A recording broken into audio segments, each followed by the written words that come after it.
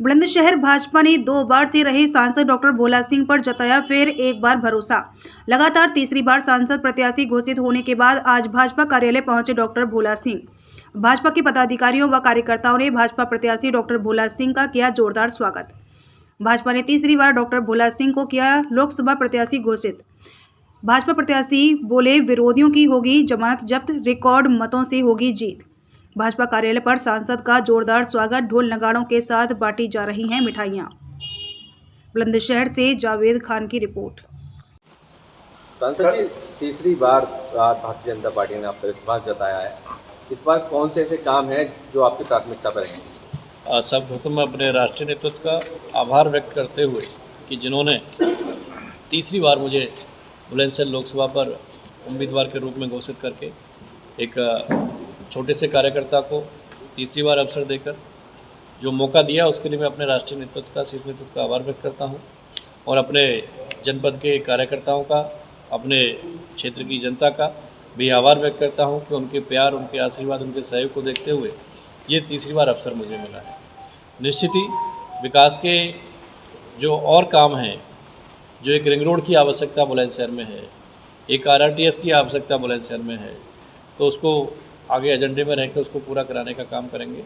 और माननीय मोदी जी के नेतृत्व में जितना काम पिछले 10 सालों में बुलंदशहर में हमने देखा, चाहे वो मेडिकल कॉलेज हो, चाहे पासपोर्ट ऑफिस हो, चाहे केंद्रीय विद्यालय की डबल शिफ्ट हो, चाहे अपने यहाँ पे ESI ऑफिस हॉस्पिटल की स्थापना हुई हो, चाहे इंडोर स्टेडियम के लिए हो, ये बहुत ही काम, ऐतिहासिक काम इन 10 सालों में हुए। जो एक आम मानवी के लिए जो सरकार की योजनाएं हैं, जो आवश्यकताएं हैं, चाहे इंटरनेट के लिए फाइबर केबल बिछाना गाँव तक हो, चाहे पानी की टंकी पहुँचाना हो, और चाहे हर गांव में गैस का सिलेंडर डिलीवरी लोगों के घर तक पहुंचाना हो।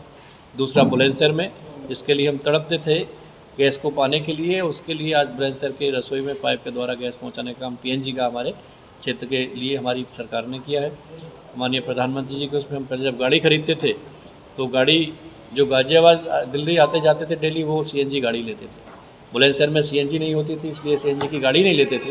अब बुलंदशहर के चारों तरफ, बुलंदशहर में हर पंप पे CNG उपलब्ध है, तो निश्चित ही बुलंदशहर का विकास आगे बढ़ रहा है। हम दिल्ली से बुलंदशहर आते थे, बहुत सड़कों का रास्ता था और रास्ते में गड्ढे भी थे, लेकिन आज बहुत बड़ा 6 लेन का नेशनल NH-90 को हाईवे को बना के काम बुलंदशहर के लिए विकसित किया है। बुलंदशहर में 40 मार्ग प्रधानमंत्री ग्रामीण सड़क योजना में 125 करोड़ रुपए की लागत से अभी पिछले 5 सालों में बने हैं।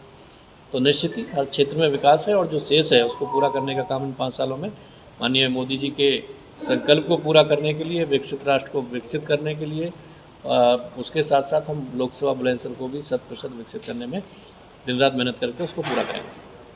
माननीय सांसद जी, पिछले 70 सालों में ना तो बुलंदशहर को केंद्र की राजधानी, सेंट्रल राजधानी को रेल मिली, न प्रदेश की राजधानी को रेल मिली, और अपनी जनता जो है, जनपद की जनता बहुत परेशान रहती है लखनऊ जाने के लिए या दिल्ली जाने के लिए।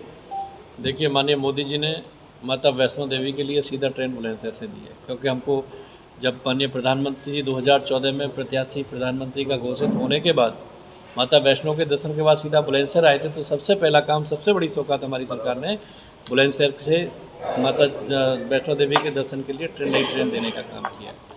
ट्रेनें वाया, क्योंकि बुलंदशहर बहुत नज़दीक है दिल्ली के, जो ट्रेन चलती हैं वो हापुड़ होकर जाती हैं, जितना समय हापुड़ पहुंचने में लगता है उससे पहले by road, by car, by bike लोग दिल्ली पहुंच जाते हैं। लेकिन जो नई टेक्नोलॉजी सरकार शुरू कर रही है RRTS की, क्योंकि NCR का पार्ट बुलंदशहर है और उससे जोड़ने के लिए या तो मेट्रो या RRTS, लेकिन RRTS के लिए प्रस्तावित है। आने वाले फेज़ में उसको सरकार की योजना में उसको रखा गया है और आने वाले समय में बुलंदशहर के लिए RRTS मिलेगा। और इधर अभी हम जो जेवर एयरपोर्ट बना है पास में, क्योंकि अपना जनपद का हिस्सा है चोला स्टेशन, उससे रोड भी बढ़ के और आगे उसमें मेट्रो का भी काम हो सकता है।